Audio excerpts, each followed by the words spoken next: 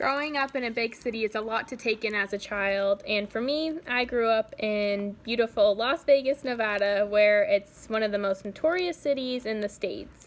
And luckily for me, I had a cabin 45 minutes outside of Las Vegas in a place called Mount Charleston. It's so beautiful there, and I'm so thankful I was able to experience it. We were in a secluded neighborhood, and it was called Aspen.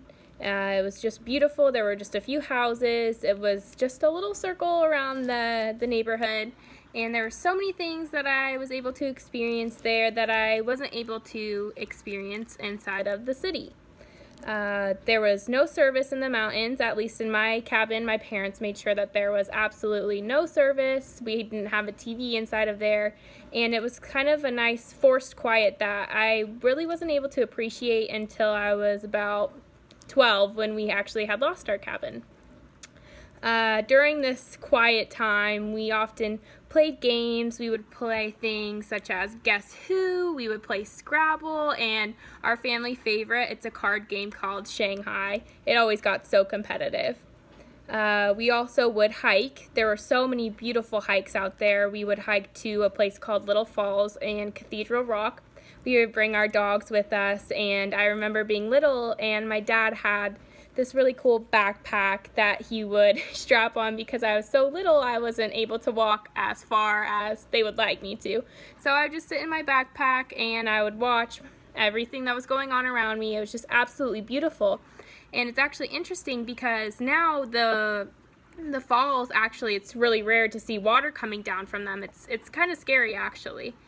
And that being said, I always begged my parents to stay up there. We had school back in the cities, but often we would stay there and wake up around 4 a.m. just to get to school on time. And I loved it because it was just so fun waking up early for some reason and going back to school. We would go there not only during the fall, but we would go there all seasons.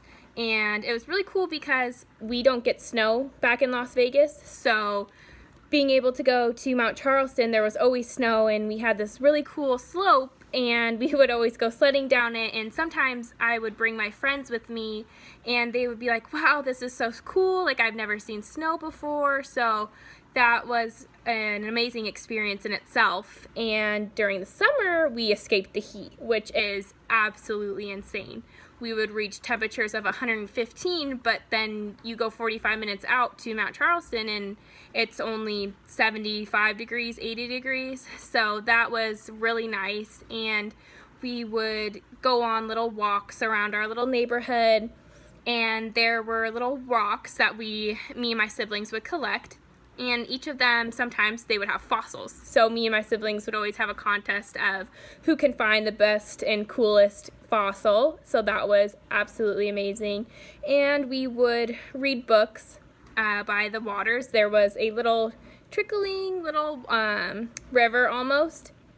And we would read by there, and I remember my mom would stroke my hair and just read books to us and tell us stories, and that for sure was one of the most amazing experiences.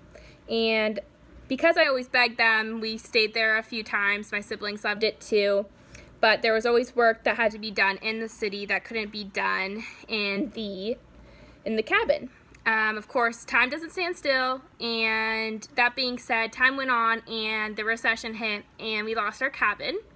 But before we were able to move things out, we stayed there for a few nights, really took everything in, and I can't go in it, but people that are really close to me, I always bring there. It holds a special place in my heart, so I really treasure if I bring someone there. It's really special to me, and I'm just so proud to have that kind of a place in my life.